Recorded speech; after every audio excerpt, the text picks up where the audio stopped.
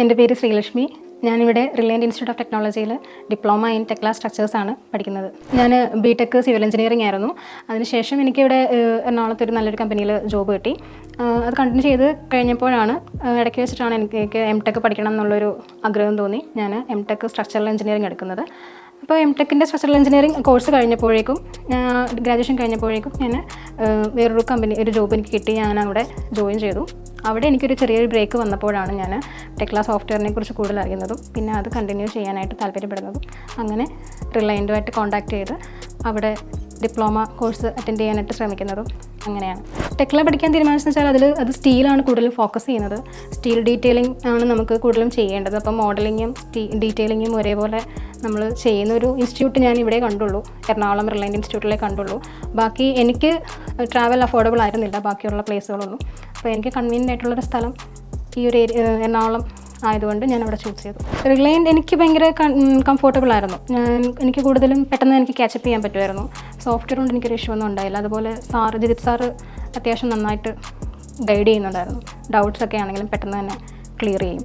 എനിക്കും അങ്ങനെ ബുദ്ധിമുട്ടായിട്ടൊന്നും ഫീൽ ചെയ്തിട്ടൊന്നുമില്ല. റിലയൻറ്റിലുള്ള സ്റ്റാഫാണ് കൂടുതലും നല്ല വൃത്തിയായിട്ട് നമുക്ക് പറഞ്ഞു തരുന്നുണ്ട്. നല്ല രീതിയിൽ നമുക്ക് ടെക്നിക്കലി നമുക്ക് മനസ്സിലാവുന്ന രീതിയിൽ നമ്മളെ ഗൈഡ് ചെയ്യുന്നുണ്ട്. എന്ത് ഡൗട്ട്സ് ആണെങ്കിലും നമുക്ക് കറക്റ്റായിട്ട് പറഞ്ഞു തരുന്നുണ്ട്. അപ്പോൾ ആ ഇൻസ്റ്റിറ്റ്യൂട്ടിലുള്ള സാറ് പറഞ്ഞു തരുന്ന ആ ഒരു നല്ലൊരു ചേഞ്ച് നമുക്കുണ്ടാവും. അതനുസരിച്ച് നമുക്ക് വർക്ക് ചെയ്യാനുള്ളൊരു എബിലിറ്റി ഉണ്ടാവുന്നു.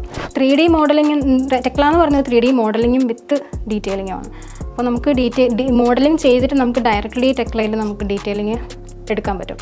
പക്ഷേ CAD എന്ന് പറയുമ്പോൾ അതിൽ നമുക്ക് അങ്ങനെ ചെയ്യാൻ പറ്റില്ല. നമ്മൾ പെർസ്പെക്റ്റീവ് വ്യൂ 3D വ്യൂസ് എല്ലാം നമ്മൾ ഓൺ ക്രിയേറ്റ് ചെയ്യണം. CADൽ ലൈൻ ഡ്രോയിങ്സ് ആണെങ്കിലും നമ്മൾ ക്രിയേറ്റ് ചെയ്യണം. 3Dയിൽ വെച്ച് നമുക്ക് വരയ്ക്കാൻ പറ്റും, പക്ഷേ നമുക്ക് ടൈം ഭയങ്കര കൺസ്യൂമിങ് ആണ്. ടെക്ല പഠിക്കുന്ന ഒരാൾക്ക് ബേസിക് നോളേജായിട്ട് CADൽ വരയ്ക്കാൻ അറിഞ്ഞിരിക്കണം.